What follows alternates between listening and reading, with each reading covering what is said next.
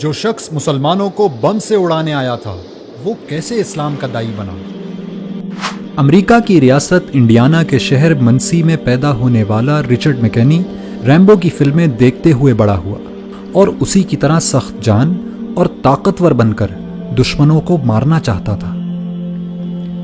اس کے اسی عزم اور امریکہ سے والہانہ محبت نے اسے امریکن مرین کور تک پہنچا دیا۔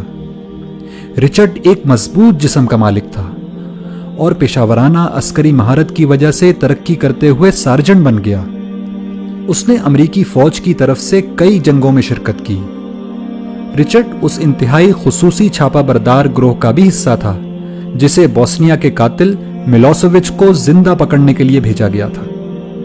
تمام بڑی بڑی جنگوں میں شرکت کرنے کی وجہ سے اس میں سخت دلی اور بالخصوص مسلمانوں سے شدید نفرت پیدا ہو چکی تھی۔ یہ نفرت اتنی بڑی کہ ایک دفعہ جوتے کی دکان میں اس نے 2 برقع پوش خواتین کو دیکھا تو ان کی گردنیں توڑنے کا ارادہ کر لیا تھا۔ اسی شدید نفرت کے سبب اس نے منسی میں مسلمانوں کی مسجد میں جمعے کے دن دھماکہ کرنے کا منصوبہ بنایا۔ اس کا منصوبہ تھا کہ وہ سینکڑوں مسلمانوں کو بم سے اڑا کر اپنی گاڑی میں بیٹھے ان کے چیتھڑے اڑتے دیکھے گا، لیکن قدرت کو کچھ اور ہی منظور تھا۔ مسجد کو بم سے اڑانے سے پہلے اس نے آخری دفعہ اسلام اور مسلمانوں کو جاننے کا فیصلہ کیا۔ رچرڈ مسجد میں داخل ہوا تو وہاں ایک نمازی نے اس کو خوش آمدید کہا اور پوچھا کہ کیا وہ اس کی کوئی مدد کر سکتا ہے۔ رچرڈ نے اس شخص سے اسلام کو جاننے کی خواہش ظاہر کی، چنانچہ اس نمازی نے اس کو قرآن مجید دے دیا اور کہا کہ آپ اس کو پڑھیے اور پڑھنے کے بعد جو سوالات آپ کے ذہن میں پیدا ہوں وہ ہم سے پوچھ لیجئے گا۔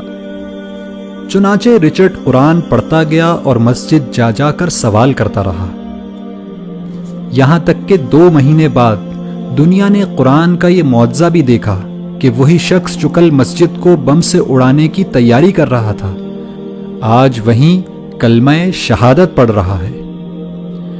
رچرڈ اس مسجد کی انتظامی کمیٹی کا 3 سال تک صدر رہا اور آج مایوسی اور نفرت کے شکار لوگوں کی کاؤنسلنگ کرتے ہوئے امریکہ میں اسلام کی دعوت لوگوں تک پہنچاتا ہے۔ ایک انٹرویو میں رچرڈ نے بتایا کہ قرآن کی اس ایک آیت نے اس کی زندگی تبدیل کر دی کہ جس شخص نے کسی ایک شخص کی جان بچائی اس نے گویا پوری انسانیت کو بچا لیا۔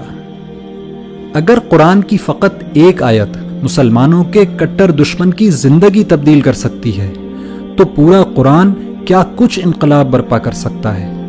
لیکن پھر بھی ہماری زندگیاں کیوں تبدیل نہیں ہو رہی؟